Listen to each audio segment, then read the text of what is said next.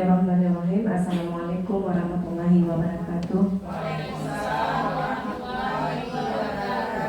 Puji dan syukur sama-sama kita panjatkan kehadirat Allah Subhanahu wa taala, yang mana pada hari yang berbahagia ini kita diberikan kesehatan, umur panjang, sehingga kita bisa berkumpul di tempat kita yang berbahagia ini dalam rangka yaitu diseliminasi modul 1.4 budaya positif. Ini adalah salah satu syarat sebagai tugas aksi nyata calon guru penggerak angkatan 10. Mudah-mudahan semua ini adalah bisa diambil manfaatnya dan bisa kita aplikasikan dalam kita mengajar di kelas maupun di sekolah. Salawat beriring salam kita sajikan ke pangkuan Nabi besar Muhammad SAW, yang mana berkat beliau kita bisa hidup di dunia ini dari alam jahiliyah ke alam dengan Islamiyah, dari alam kebodohan ke alam yang penuh dengan ilmu pengetahuan. Yang saya hormati Bapak Ibu guru SMP Negeri 1 Longa yang sudah bersedia mengikuti sosialisasi ini, yaitu dengan judul budaya positif, yang telah diberikan kesehatan sehingga kita bisa mengikuti kegiatan ini sampai dengan selesai. Kemudian pada kesempatan kali ini, sebelum kita mulai, kita ice breaking terlebih dahulu. Untuk apa? Supaya ada kebugaran sedikit, mengingat nanti lebih kurang 1 jam ke depan kita akan mengikuti kegiatan sosialisasi tentang budaya positif. Jadi ini ada sedikit permainan yang nanti akan saya bagikan bonbon. Kemudian nanti kita akan berdiri sejenak berpasang-pasangan. Satu berdua, artinya pasang-pasangan berdua akan kita ikuti kegiatan ice breaking sejenak. Sebelah sini 1 orang, sebelah sana 1 orang, berpasang-pasangan. Ya.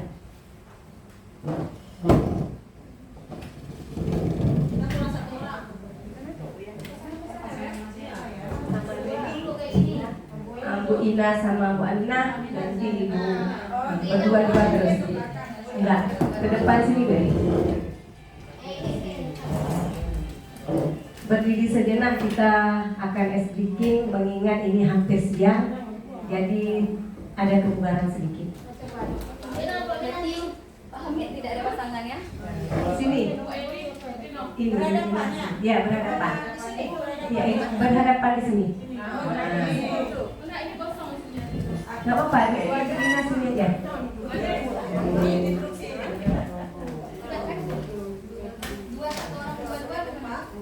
Satu pasang taruh aja dulu. Oh gitu. Ini mana buah? Kita mana buah? Ambil apa?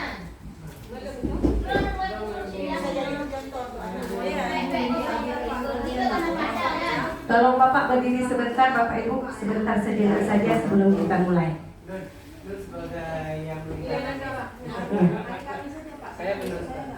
Ada Bu Nurmi. Bu Nurmi berpasangan aja sama dengan Pak Ahmed. Bu Nurmi dengan Pak Ahmed. Ikutin arahan saya, apa yang saya perintah itu yang dikerjakan. Ya, sesuai dengan instruksinya. Apa yang saya bilang itu dikerjakan. Kita mulai Bapak Ibu. Kita mulai. Yang pertama sekali adalah fokus dulu, apa yang diperintah itu yang dikerjakan. Kita fokus Bapak Ibu ya. 1, 2, 3. Pundak. Ketika saya bilang pundak, Ibu memegang pundak. Tahu lagi ya? Ya. Pundak, kepala, telinga, hidung, pundak, permen. Siapa yang dapat, semuanya dapat. Itu dapat satu-satu diatur, berarti tidak ada pemenangnya. Jadi berapa ditaruh permen, itu diambil semua. Berarti Ibu fokus. Kita ulangi ya Bu Nurmi ya. Itu ambil terus. Yang sudah dapat masukkan ke kantong, itu berarti rezeki Ibu 1. Kita tambah Bu Nurmi menjadi 3 biji di depan.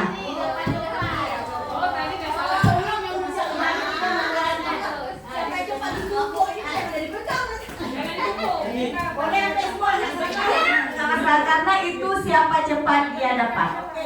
Kita mulai Bapak Ibu ya.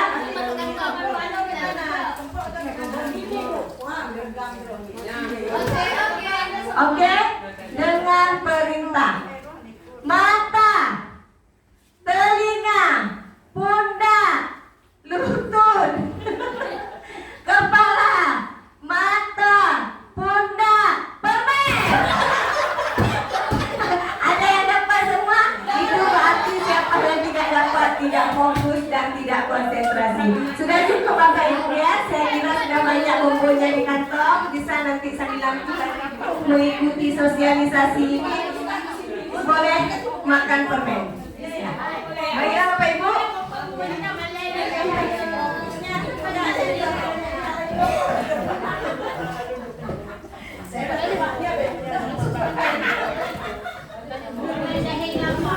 Baik Bapak Ibu, pada kesempatan yang berbahagia ini izinkan saya mensosialisasikan budaya positif yaitu pada modul 1.4.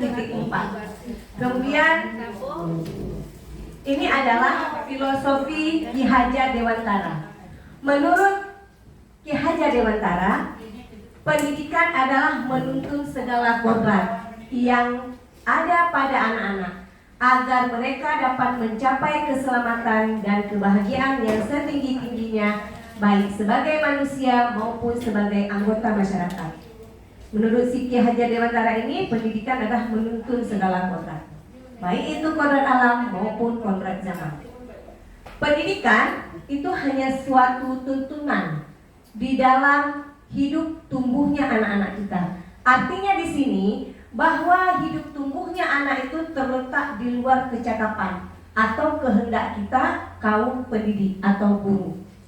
Anak-anak itu sebagai makhluk, sebagai manusia dan benda hidup, sehingga mereka hidup dan tumbuh menurut kodratnya sendiri. Ki Hajar Dewantara mengibaratkan guru seperti petani. Artinya di sini guru menuntun tumbuh kembang siswa atau murid.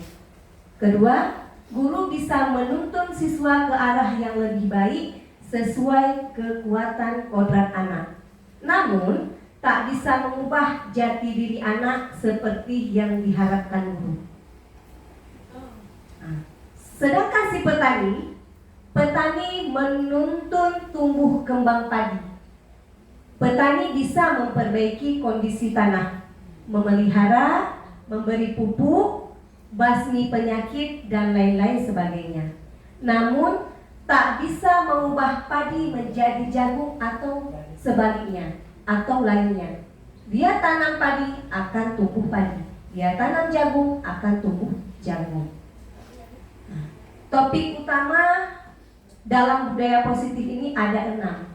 Yang pertama, disiplin positif dan nilai kebajikan universal. Yang kedua, teori motivasi, hukum dan penghargaan dan restitusi. Ketiga, keyakinan kelas. Keempat, kebutuhan dasar manusia. Kelima, restitusi, 5 posisi kontrol. Keenam, restitusi, segitiga restitusi. Yang pertama kita bahas dulu adalah disiplin positif dan nilai kebajikan universal. Disiplin positif ini adalah sikap rela sepenuhnya dalam menaati segala aturan dan norma yang ada dengan penuh tanggung jawab. Disiplin positif adalah cara menerapkan pendisiplinan yang bertujuan untuk menumbuhkan kesadaran serta memberdayakan anak untuk mandiri.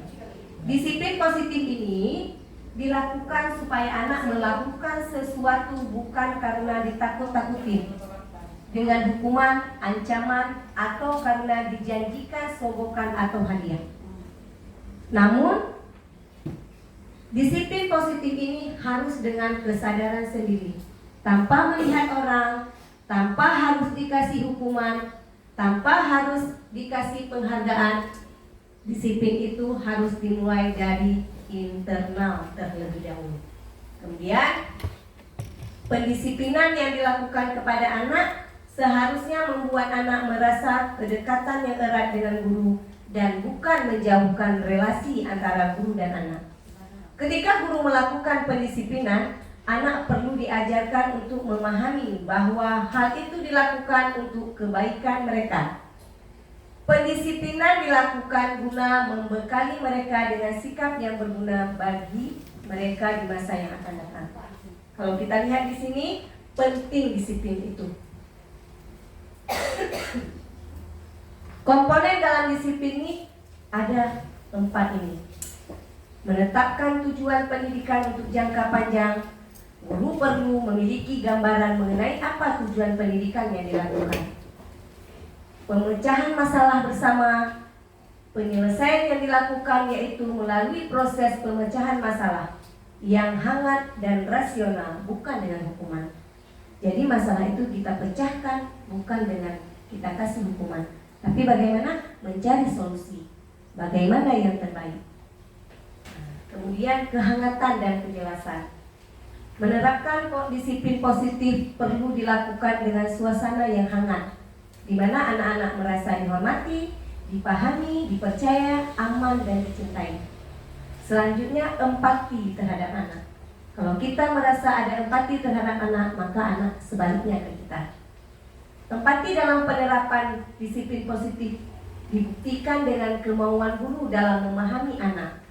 Ketika ada anak sulit diatur, belum tentu terjadi karena anak-anak ingin melawan.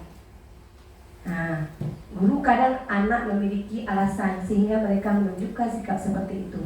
Terkadang melawannya anak itu ada alasan tertentu. Maka dengarkan dulu apa alasan mereka melakukan perlawanan. Selanjutnya, manfaat disiplin positif. Ada di sini beberapa manfaat disiplin positif. Yang pertama adalah membentuk komunikasi yang sehat antar guru dan murid terkait harapan, ekspektasi, aturan, dan batasan. Yang kedua, mengajarkan anak keterampilan sepanjang hidup. Salah satunya adalah tentang bagaimana mereka mengatur diri, waktu, taat pada peraturan, dan lain sebagainya.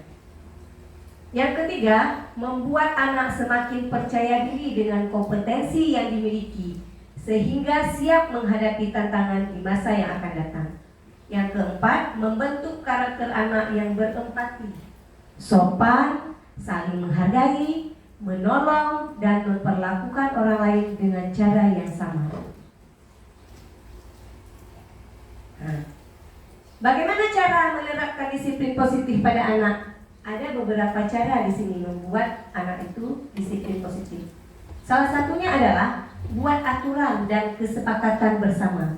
Kalau dulu kesepakatan bersama itu disebut dengan peraturan kelas. Namun kenapa sekarang tidak dikatakan peraturan kelas? Kalau peraturan kelas kita yang buat, wali kelas yang buat, atau guru yang buat. Namun kalau kesepakatan bersama itu sama-sama disepakati oleh anak. Apa yang disepakati oleh anak kita setuju, dan apa yang kita sepakati anak setuju. Jadi sama-sama menjaga kesepakatan. Boleh dikatakan aturan, namun harus disepakati bersama dengan anak. Yang kedua, menerapkan konsekuensi. Laksanakan kesepakatan secara terus-menerus. Dari terapkan konsekuensi yang tepat saat ada pelanggaran. Namun yang perlu diingat, memberi konsekuensi haruslah terarah dan masuk akal, bukan kekerasan. Yang ketiga, berikan pujian. Pujian yang tepat dengan berbagai cara. Salah satunya secara verbal, bicara langsung, dengan memberinya kata-kata positif dan motivasi. Pujian harus diberikan dengan konsisten dan tidak berlebihan. Selanjutnya, menjadi komunikasi yang baik, menjalin komunikasi yang baik. Hubungan yang baik haruslah dimulai dari komunikasi yang baik. Dengan siswa, kita harus menjalin komunikasi yang baik. Bagaimana kita mengenal siswa? Bagaimana siswa mengenal kita kalau tidak ada menjalin komunikasi yang baik? Yang terakhir, jadi contoh yang baik. kita ini model bagi anak-anak. Apapun cerita di sekolah yang ditiru adalah guru. Nah, anak adalah peniru ulang. Dia tiru apa yang dilihat. Dia akan belajar dari sikap dan perilaku yang ditunjukkan oleh orang sekitar. Kalau dia di rumah, orang tuanya yang ditiru. Kalau di sekolah, kita guru yang ditiru. Kalau di lingkungan luar masyarakat, masyarakat dan teman-temannya yang akan ditiru. Nah, maka dari itu penting bagi guru untuk menunjukkan sikap dan perilaku yang positif di hadapan anak. Selanjutnya yang kedua, teori motivasi, hukuman dan penghargaan dan restitusi. Nah, sebagai seorang pendidik, saat Anda perlu hadir di suatu pelatihan, motivasi apakah yang mendasari tindakan Anda? Nah, di sini jelas dikatakan apakah Anda hadir karena ingin ditegur oleh pihak panitia atau pengawas Anda dan mendapatkan surat teguran menghindari ketidaknyamanan dan hukuman. Artinya di sini kita jika menghadiri sesuatu pelatihan itu jangan karena ditegur oleh kepala sekolah, oleh panitia, oleh pengawas, ataupun mendapat teguran dari kepala sekolah dan pengawas. Nah, dengan menghindari hal-hal yang tidak diinginkan berupa hukuman dan lain sebagainya. Nah, kemudian Anda ingin dilihat atau dipuji oleh lingkungan Anda, atau mendapat penghargaan sebagai kepala sekolah berprestasi, mendapatkan imbalan atau penghargaan dari orang lain, itu dihindarkan di sini. Nah, Anda ingin menjadi pembelajar sepanjang hayat, menjadi orang yang berusaha dan bertanggung jawab serta menghargai diri Anda sendiri sebagai teladan bagi murid-murid Anda, guru-guru Anda, serta lingkungan Anda, karena Anda percaya tindakan Anda sebagai pemimpin pembelajaran akan jadi panutan oleh lingkungan Anda. Inilah yang dikatakan dengan menghargai nilai-nilai kebajikan diri sendiri. Kalau yang di atas di sana sebagai menghindar tindakan dan hukuman, yang kedua sebagai mendapat imbalan atau penghargaan dari orang lain. Tapi yang tepat adalah yang ketiga ini, menghargai nilai-nilai kebajikan diri sendiri. Kita mengikuti pelatihan karena memang motivasi diri sendiri, yaitu untuk belajar, pembelajar dan belajar. Teori motivasi perilaku manusia. Ada motivasi eksternal, ada motivasi eksternal ini dua ini contohnya ini motivasi internal. Ini ketiga ini adalah contoh dari motivasi eksternal dan motivasi internal. Eksternal dari luar, sedangkan internal adalah dari diri kita sendiri, untuk menghargai diri kita sendiri. Saya akan menjadi orang yang seperlunya bila saya melakukannya. Kalau ini, apa yang akan terjadi apabila saya tidak melakukannya? Ini karena ketidaknyamanan. Ini karena ingin mendapat imbalan dari orang lain. Maunya kita yang bagaimana? Dari motivasi dari luar atau motivasi dari dalam?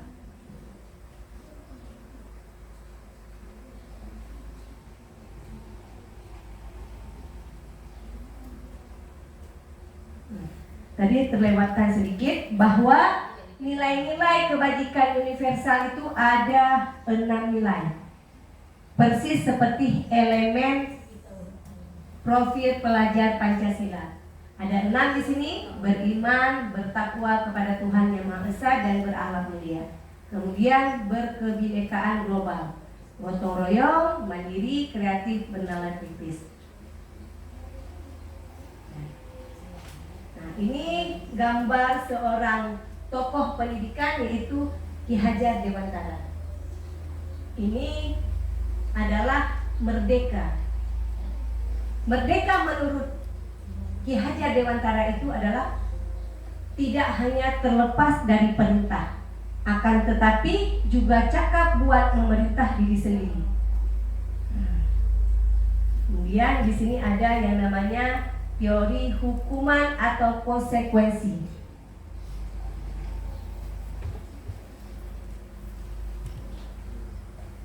Di sini adalah contoh daripada tindakan guru.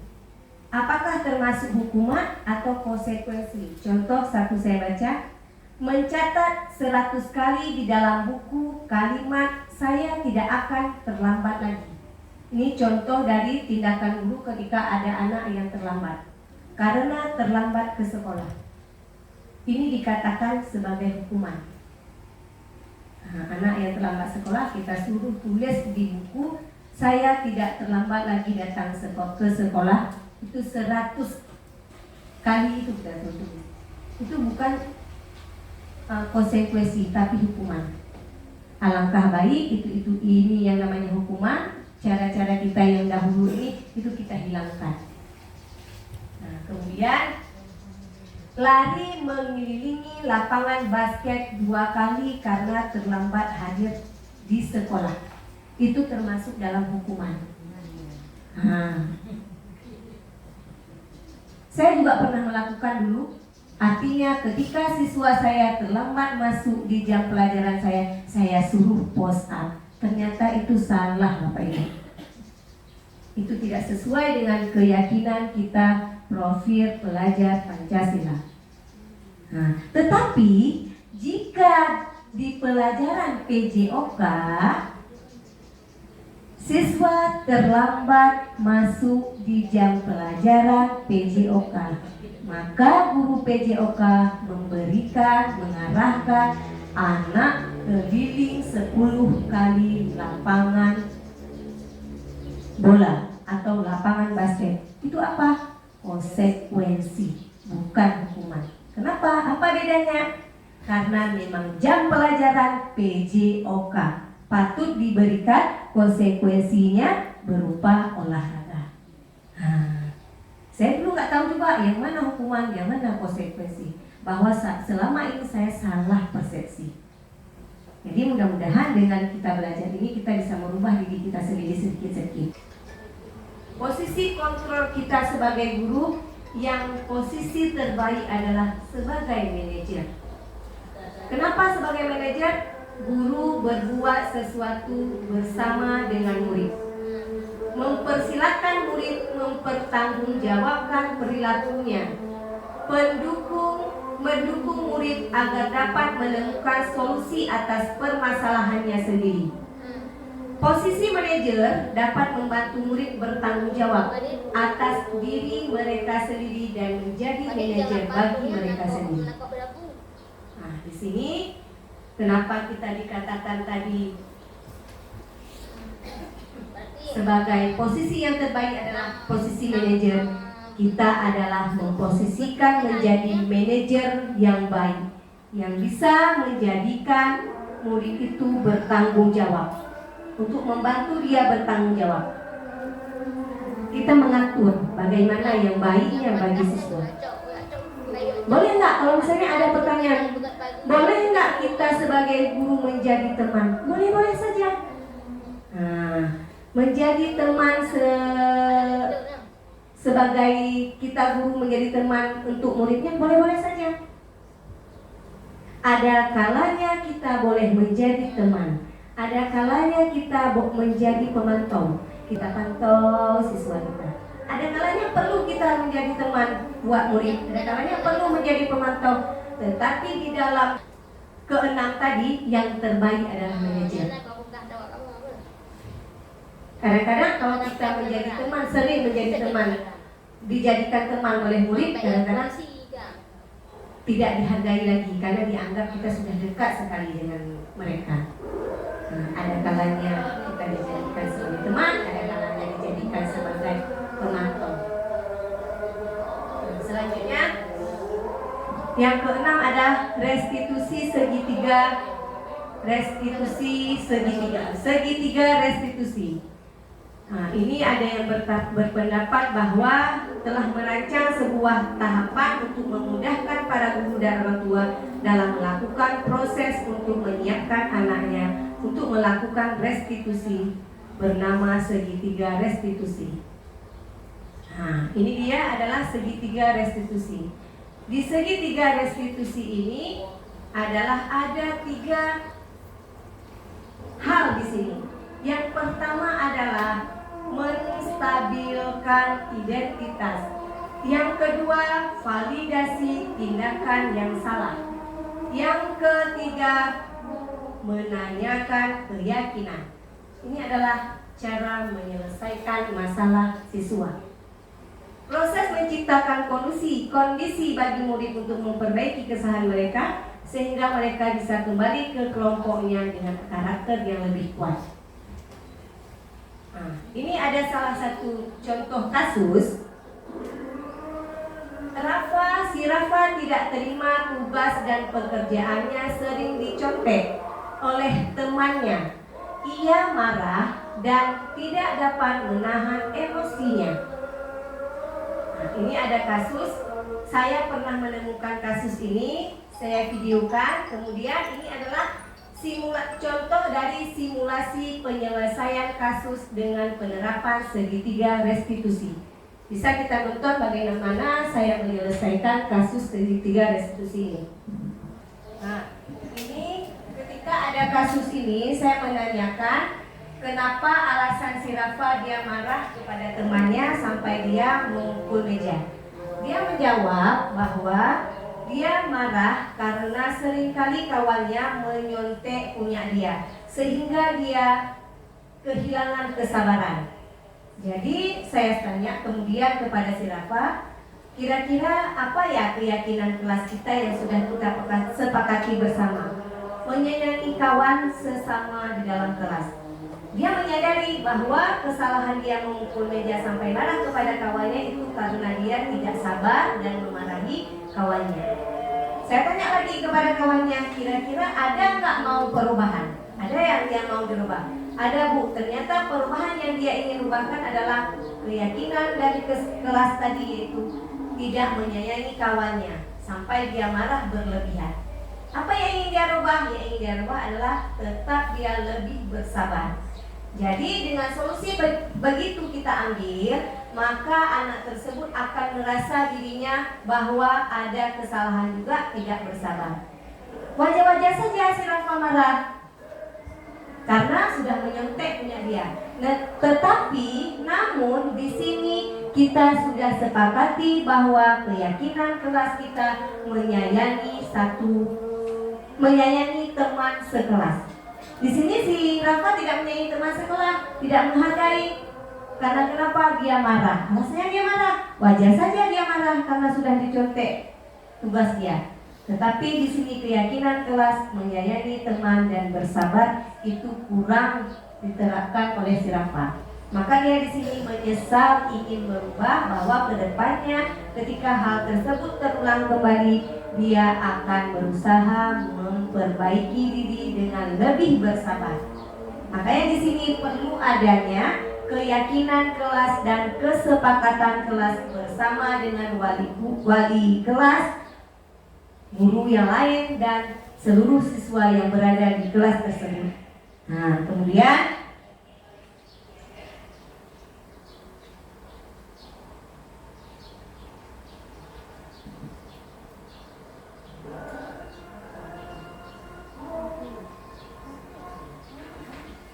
ada kasus yang kedua, yaitu si Novi. Si Novi ini sering tidak sekolah dan sering terlambat ke sekolah, sehingga banyak pelajaran yang tertinggal. Apa solusi yang diperoleh? Ini pengalaman pribadi saya, pernah stimulasi penyelesaian kasus dengan penerapan segitiga restitusi. Sama seperti tadi, kita menanyakan ke siswa kenapa si Novi sering terlambat ke sekolah. Ternyata jawaban dia adalah dia sering terlambat ke sekolah karena terlalu sering tidur telat. Artinya begadang dia malam. Saya tanya lagi, kenapa dia begadang? Ternyata dia main HP, main game. Nah, kemudian tahu nggak kesepakatan dan keyakinan kita kalau kita terlambat ke sekolah? Apa keyakinan yang kita buat bersama di dalam kelas? Disiplin, Bu. Nah, artinya di sini dia sudah kurang kedisiplinnya terhadap masuk kelas tepat waktu. Apa yang ingin diambil solusinya? Memperbaiki diri dengan selalu disiplin, merubah pola tidur, tidak bermain HP sampai larut malam. Dengan posisi kontrol, orang tua selalu mengontrol agar pagi dibangunkan lebih cepat agar tidak terlambat ke sekolah. Nah, dia berjanji tidak akan main HP lagi sampai larut malam sehingga tidak terlambat datang ke sekolah. Nah, jadi kenapa alasannya dia terlambat sekolah? Karena sering main HP larut malam. Solusinya, tepati keyakinan kelas dan tidak bermain HP lagi dan kontrolnya dari guru dan dari orang tua. Selanjutnya, sampai dengan di sini ada yang bertanya, kira-kira Bapak Ibu, kita memahami dan mempelajari sosialisasi budaya positif, disiplin positif. Yang pertama sekali dari kepala sekolah, dari rekan sejawat, guru-guru sejawat, kemudian dari guru BK. Itu perlu bantuan dan dukungan. Mengingat sekolah kita ada sebahagian tidak ada guru BK, maka kita sendiri yang ingin menyelesaikan masalahnya.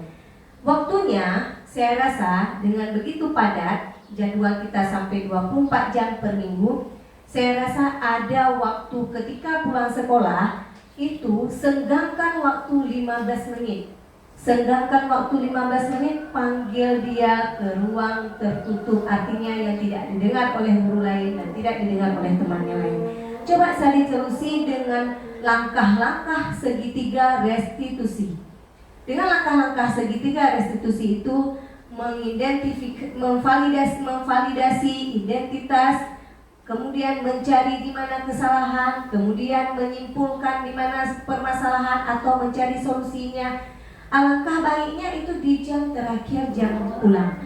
Memang kita tersita waktu di situ, bagaimana saya bilang tersita waktu, kita tidak pulang terlalu cepat. Artinya orang sudah pulang, kita belum pulang. Dan anak pun kita usahakan dia meluangkan waktu 15 menit untuk mencari titik terang, solusi dari permasalahannya. Ketika memang sudah kita berikan apa yang bisa kita sampaikan, mudah-mudahan dia akan terselesaikan dengan walaupun tidak semaksimal mungkin, tetapi tersentuh anak itu. Memang pada kenyataannya dengan begitu padat sampai kadang-kadang permasalahan itu harus segera diselesaikan, jangan sampai berembes ke jam pelajaran yang berikutnya. Sedangkan kita masuk jam lagi, usahakan minta izin barang 15 menit bagi guru yang masuk. Setelah itu kita bawa anak itu untuk kita dampingi. Karena kenapa? Kalau kita bawa ke depan lagi, maka anak akan merembes ke jam pelajaran lain. Kita pun memang akan menjadi terkendala untuk mengajar di kelas lain. Itu kira-kira triknya, Bu. Mudah-mudahan semua trik itu kalau nggak bisa di jam terakhir di jam sekolah, pulang sekolah, ya kalau di pertengahan jam antara jam ketiga dan kedua itu kita minta waktu ke guru lain. Makanya di sini ada kolaborasi antara guru yang lain. Penting kolaborasi. Kolaborasi sangat penting karena kenapa? Jangan kita sendiri yang menyelesaikannya tanpa pengetahuan guru yang lain. Tapi cari solusi kenapa dia berbuat masalah dan kita atur waktunya. Saya rasa begitu. Waktu pulang atau minta izin ke guru yang jam mengajar kedua. Memang terlalu capek, terlalu padat jam kita sehingga menyita waktu kita. Dan komunikasi dengan orang tua, kolaborasi dengan orang tua itu penting. Karena anak dengan kita tidak sama dengan anak di luar. Itu kira-kira. Ada yang lain, Bu?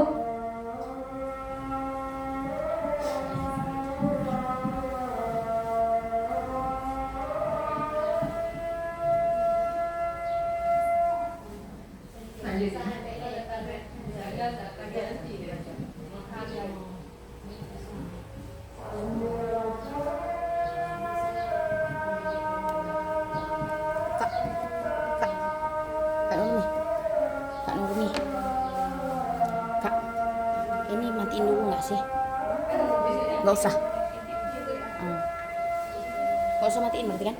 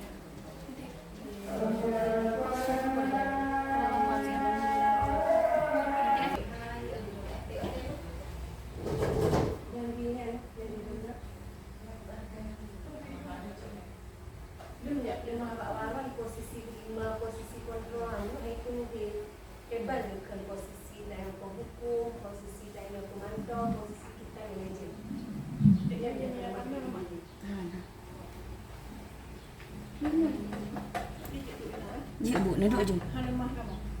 Lemah, hane apa dan lemah Bu Nurmi. Datuk ngon Kak Nurmi. Terima kasih atas kesempatan yang diberikan. Kalau kita lihat apa yang telah Ibu Siti sampaikan, sangat-sangat bagus karena ini semua berhubungan dengan kegiatan kita di kelas dan sikap dan sepak terjang kita dalam menghadapi siswa di kelas. Namun saya ingin menanyakan sedikit di sini masalah keyakinan kelas. Di mana keyakinan kelas itu sudah kita lakukan, kita buat bersama dengan siswa di awal pembelajaran kita, di awal semester malah. Namun ketika pelaksanaannya begitu banyak siswa yang di antara mereka itu banyak yang tidak mengikuti keyakinan-keyakinan yang telah kita buat, dan banyak di antara mereka yang melanggar keyakinan-keyakinan kelas itu, padahal sebenarnya itu adalah kesepakatan kita bersama. Nah, bagaimana sikap kita dalam menghadapi atau solusi dalam menghadapi kondisi tersebut secara bijak? Terima kasih. Baik Ibu, terima kasih atas pertanyaannya, cukup bagus pertanyaannya karena kenapa ini menyangkut dengan hari-hari kita bersama anak. Pada dasarnya semua ini adalah hasil dari kesepakatan kelas kita atau keyakinan kelas kita bersama dengan siswa. Makanya di sini dikatakan perlu adanya keyakinan kelas dan kesepakatan kelas bersama dengan siswa, baik itu dengan wali kelas maupun dengan guru yang mengajar di kelas tersebut. Tetapi kayak Ibu Ani bilang tadi, bahwasanya ada anak sebahagian tidak mengindahkan kesepakatan kelas dan keyakinan kelas. Apakah kita sudah menempel dan kesepakatan kelas itu di kelas yang bersama-sama kita bisa lihat dan anak-anak bisa dibaca dan dia bisa lihat? Itu yang pertama sekali. Tempelkan kesepakatan dan keyakinan kelas itu dengan besar di kelas masing-masing. Sama-sama kita suruh baca. Mereka yang baca, kita yang melihatnya. Atau kita yang baca, mereka yang melihatnya. Setuju tidak dengan kesepakatan kita? Ada konsekuensi tidak dengan kesepakatan kita? Makanya tadi diberikan ada 3 hukuman, konsekuensi, restitusi.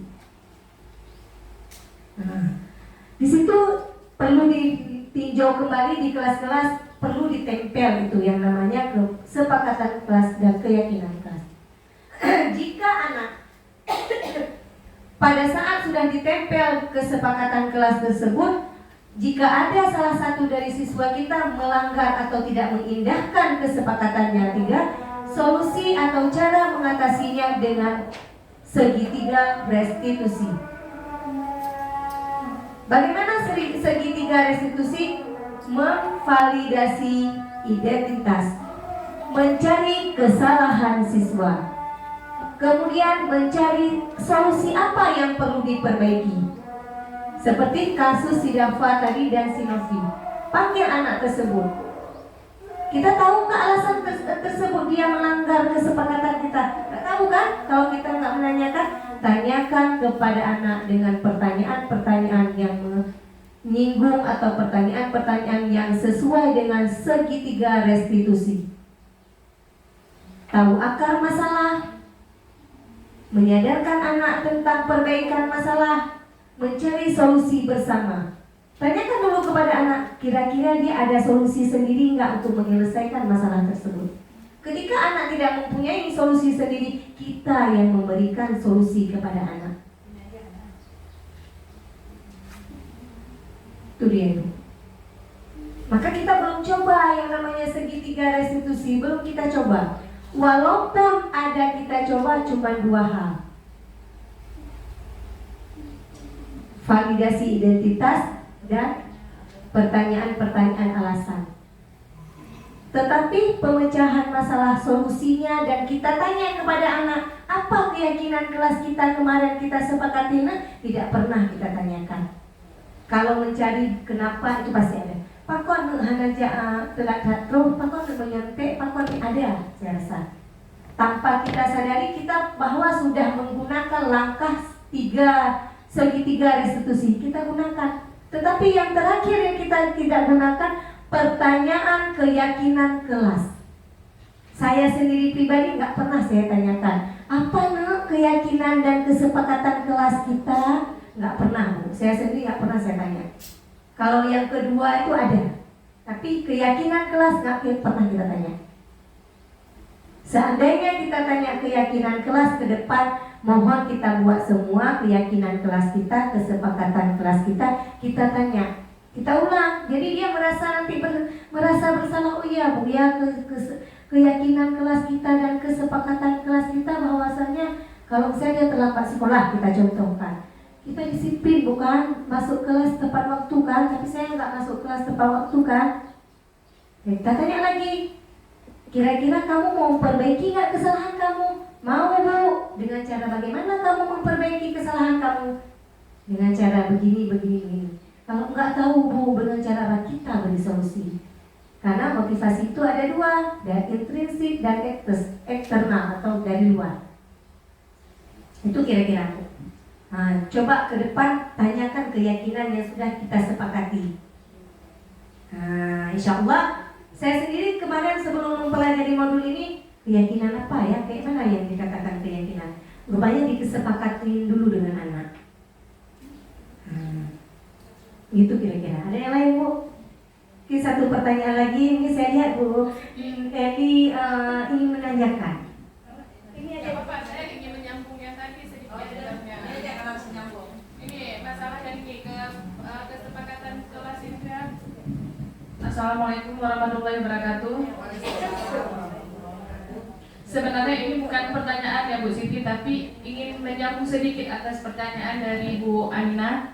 Nah, kesepakatan kelas itu sama dengan peraturan kelas yang dibuat antara wali kelas sama siswa. Nah, di peraturan kelas itu apakah kita boleh kita tulis konsekuensinya itu? Misalnya 3 kali dia dalam seminggu bajunya itu di luar, itu kan kita kesepakatan kelas ya. Nah, apakah bisa kita, misalnya dia kalau udah 3 kali itu dia bajunya kita udah memperingati yang pertama, kemudian yang kedua kita udah tegur lagi, tetapi dia tetap pulang sampai 3 kali dalam seminggu. Nah, apakah kita bisa, misalnya konsekuensinya itu nanti dendanya segini, apa boleh dengan denda kalau konsekuensi kelasnya itu? Terima kasih, Bu Siti. Ya, bagus sekali pertanyaannya. Ini yang saya mau kasih pendapat. Sebenarnya jangan dikatakan peraturan. Kalau peraturan itu pasti ada hukuman.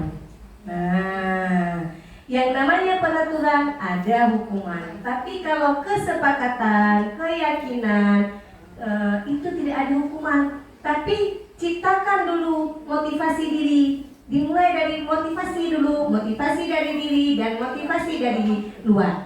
Makanya kita menanamkan nilai-nilai universal ke anak. Kenapa di guru-guru Merdeka ada profil pelajar Pancasila? Itulah tujuannya. Karena anak zaman sekarang tidak menyadari diri, tidak ada motivasi diri. Dia sekolah bukan buat guru, dia sekolah bukan buat orang tua. Jadi adanya pendekatan dengan anak. Kalau dinamakan nanti ada konsekuensi, itu bukan kesepakatan, itu sudah jadi peraturan. Setiap ada peraturan, ada hukuman, ada konsekuensi. Contoh,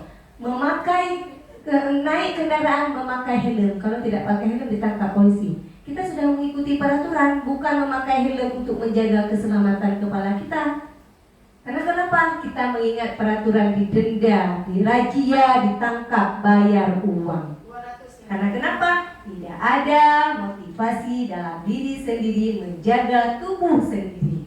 Nah, tidak boleh Bu Ina. Dalam pembelajaran di kelas tidak boleh ada peraturan. Makanya dirubah peraturan menjadi kesepakatan.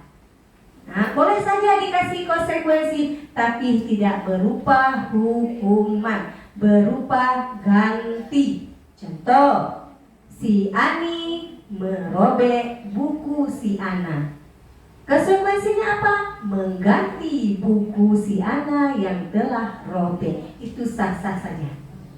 Nah, gitu kira-kira. Nah, kita usahakan jangan hukuman, karena hukuman itu sementara. Besok dia akan ulang lagi. Seperti contoh anak kita yang sudah tamat, memang tiap hari telat. Apa yang kita kasih? Mengutip sampah. Berubah ya? Tidak. Karena kenapa? Kita tidak membuat kesepakatan sekolah atau kelas dengan konsekuensi, bukan hukuman. Kayak saya bilang tadi, saya sering juga anak terlambat saya suruh salah bagi saya. Karena saya bukan guru PJOK. Tapi kalau guru PJOK membuat peraturan bisa. Karena di saat olahraga. Itu kira-kira. Tapi kalau saya pelajaran bahasa Indonesia, kalau misalnya kita ingin memberikan konsekuensi, misalnya suruh buat puisi sejalan dengan mata pelajaran sendiri berarti. Seandainya tema ibu buat puisi, kerjakan buat puisi. Konsekuensi gantinya dia tidak, misalnya tugas dia belum membuat puisi, buatkan puisi. Nggak bisa kalau misalnya kan kita di jam pertama, habis itu anak tuh telat. Nah jadi kita kan tidak bisa memberikan lagi anak-anak harus push up atau keliling lapangan. Nah karena jam pelajaran bahasa Indonesia, silahkan kamu baca puisi atau karya siapa misalnya gitu, bisa? Saya kira kalau untuk membaca itu sekali boleh, tetapi jangan disuruh tulis. Saya tidak mengulangi terlambat sekolah sampai 110 halaman. Itu yang tidak boleh, itu berupa hukuman. Kalau memang sejalan dengan materi kita yang belum dia terlewati sesuai dengan materi di kelas kita, saya rasa sah-sah saja. Untuk apa? Mendisiplin dia. Apakah ibu sudah memanggilnya dengan pemecahan masalahnya 3 restitusi tadi? Kenapa dia terlambat? Kalau belum, jalankan, laksanakan segitiga restitusi dulu. Kemudian tanyakan keyakinan kelasnya. Kita selalu memecahkan masalah, tidak menanyakan keyakinan. Belum kita tanamkan keyakinan ke anak. Maka untuk kedepannya di ajaran baru, semester baru, kita buat kesepakatan kelas. Tempelkan di kelas masing-masing kesepakatan kelasnya. Berarti cocok, sesuai. Ketika anak ada bermasalah, mungkin walaupun tidak sebanyak yang hilang, tapi setidaknya dari 3 orang yang terlambat atau hal-hal masalah yang lain bisa berkurang. Itu mudah-mudahan ya. Tapi perlu dukungan kepala sekolah, teman sejawat, guru BK, orang tua, itu perlu dukungan. Karena kenapa? Kolaborasi itu penting. Kita aja yang bina anak nggak bisa akan berhasil, tapi orang tua harus ada kolaborasi dengan kita. Tapi zaman sekarang toh orang tua tidak peduli sama pembelajaran atau pendidikan anak. Ada yang lain Bu kira-kira? Boleh Ibu? Assalamualaikum warahmatullahi wabarakatuh. Sehubungan dengan yang dijelaskan oleh Ibu Siti Fatimah tadi, itu dengan PMM juga ada hubungannya Bu. Saat kita melakukan supervisi di RHK, kita kan ada yang memilih itu yang form A. Form A itu malah ada yang 3, seperti Pak Amin memilihnya 3. Apa sih yang ada di situ? Inilah. Dengan guru juga boleh melakukan kesepakatan kelas itu. Artinya kebijakan yang dibuat oleh guru mapel terhadap anak yang akan kita didik. Makanya kemarin waktu kita di dalam PMM itulah yang dibuat. Ibu mau ambil di karakter apa? Apa yang ibu harapkan dari situ? Nah itulah yang makanya kemarin kita ada yang pilih 1, ada yang pilih 2, ada yang pilih 3. Artinya apa? Apa yang kita pilih itulah yang kita lakukan. Hubungannya dengan ini tadi. Kebijakan mungkin kalau yang ini dibuat di kesepakatan kelas itu antara wali dengan siswa, boleh juga dilibatkan guru mapel ke situ. Artinya saat guru mapel masuk ke dalam kelas itu, dia sudah punya kesepakatan itu.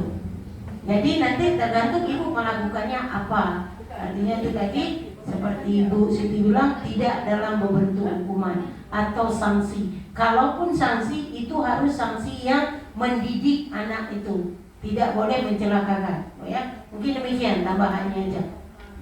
Ada lagi Bu? Boleh.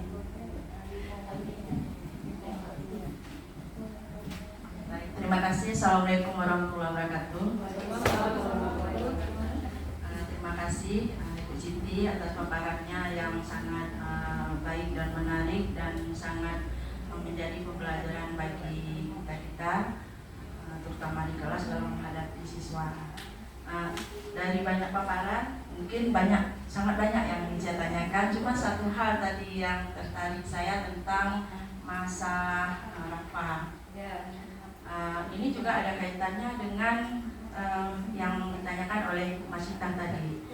Nah, di saat Ibu memaparkan kejadian si Rafa, nah itu kan kejadiannya siswa-siswa kawan dia itu banyak yang menyontek sama Rafa. Dia kesal karena pada nyontek semua. Jadi kalau pada nyontek semua, istilahnya rame teman-temannya yang menyontek dengan Rafa gitu ya.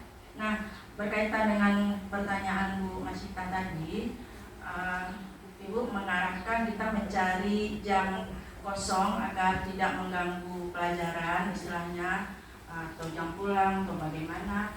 Nah, yang ingin saya tanyakan, si Rafanya sudah kita selesaikan, sudah kita panggil dia. Nah, dalam hal ini sebenarnya juga yang menjadi masalah beratnya itu kan siswa yang rame tadi yang asik menyontek dengan si Rafa ya. Nah, setelah teman-temannya ini rame, bagaimana cara sikap kita menyikapi bagaimana menghadapi siswa yang rame menyontek? Apakah kita selesaikan secara umum atau kita panggil satu-satu? Itu juga butuh waktu ya. Belum lagi nanti sehari itu ada berapa kejadian. Kita juga harus mengejar apa yang kita sampaikan dalam RPP kita, istilahnya ya, pembelajaran kita. Nah, itu yang pertama. Yang kedua, Bu, berkaitan dengan yang si Rafa tadi sudah kita sampaikan harus sabar ya, bilang tadi harus sabar. Nah, setelah dia sabar, kejadian itu terulang lagi. Nah, apa hal baik apa yang bisa kita sampaikan kepada si Rafa jika itu terjadi lagi? Terima kasih. Assalamualaikum. Assalamualaikum warahmatullahi wabarakatuh. Baik Bu, sungguh sangat menarik pertanyaannya. Yang pertama sekali tadi, kasus si Rafa yang anak-anak yang lain suka menyontek kepada si Rafa sehingga si Rafa marah dan emosi. Kita sudah memanggil si Rafa dengan salah satunya adalah dengan memecahkan masalah dengan segitiga restitusi. Di sini kita sudah menyampaikan, sudah menanyakan tentang kenapa dia marah, kenapa dia sampai emosi, kenapa dia sampai dipanggil oleh guru. Kita sudah menanyakan semua dan sampai akhirnya kita tanyakan keyakinan kelas kita yang sudah kita sepakati. Baik, dia sudah selesai, kita anggap sudah kita panggil. Namun ada anak yang penyontek kan, belum ternampak di sini kan. Bagi anak penyontek itu tidak perlu dipanggil secara pribadi, namun boleh disampaikan di dalam kelas atau pertemuan selanjutnya. Ini kita kenapa panggil si Rafa dulu? Agar emosi amarah si Rafa ini meredam. Karena dia di sini ia marah dan tidak dapat menahan emosinya. Kita kan untuk mencari solusi kenapa dia marah, kita tanya dulu. Bagi si penyontek yang tadi itu boleh disampaikan ke kelas. Artinya tanpa kita kasih tahu nama si fulan bahwa sudah menyontek sampai dia beratap, anak-anak sudah tahu. Pasti anak-anak sudah tahu semua masalah antara si Rafa dengan kawannya ini. Kemudian disitulah kita bahani, kita tanyakan bersama-sama dengan teman-teman yang lain bagaimana dan apa keyakinan kelas kita jika kita melanggar daripada menyontek. Menyontek itu termasuk keyakinan apa? Kita tanyakan kepada anak. Misalnya menyontek itu tidak jujur. Keyakinan itu kasih sayang, kebersihan, keamanan, kejujuran, kedisiplinan. Itu namanya keyakinan. Nah, artinya di sini kita menanamkan kejujuran bagi anak. Artinya si penyontek tadi tidak jujur dalam mengerjakan tugas dia di hari-hari. Nah, kita bisa selesaikan itu bersama rame-rame, Bu. Kita kasih tahu bahwa kesepakatan kita yang kemarin itu adalah kejujuran. Berarti siapa yang menyontek tidak mengikuti keyakinan yaitu kejujuran. Nah, apa yang harus dirubah dari si penyontek? Harus jujur. Tidak boleh mengulangi lagi perbuatan kejujuran. Namun muncul lagi, besoknya dia ulangi lagi, besok dia ulangi lagi si penyontek ini. Itu baru kita panggil si penyonteknya. Kenapa bisa dia menyontek? Alasan apa dia bisa menyontek? Kamu tahu keyakinan kita di kelas, saya anak? Ada solusi nggak supaya kamu tidak menyontek? Ketika kita tanya kenapa menyontek, pasti dia, Bu, Anda belajar. Bu, saya nggak bisa, Bu. Ilmu saya nggak cukup di situ, maka saya nyontek, malas, Bu. Nah, mungkin dia malas, tidak mau membaca, tidak mau belajar. Disitulah kita tarik benangnya lagi, kita cari langkah-langkah 3 restitusi lagi untuk si penyontek. Kita yakinkan keyakinan dia akan dia jalani sepenuhnya sesuai dengan keyakinan yang sudah kita sepakati. Coba gitu kita usahakan. Ketika memang tidak berhasil, coba diulangi sampai dia timbul motivasi, kesadaran dari diri sendiri tentang keyakinan kelas dan keyakinan sekolah. Itu kira-kira, Bu. Kita kan belum coba ini. Belum coba yang poin ketiga, poin pertama, kedua pasti kenapa anak kamu bisa marah, kenapa anak kamu udah coba. Tapi keyakinan nggak pernah kita tanya. Berarti semester 1 nanti Buat kesepakatan kelas dan keyakinan kelas. Sudah kira-kira.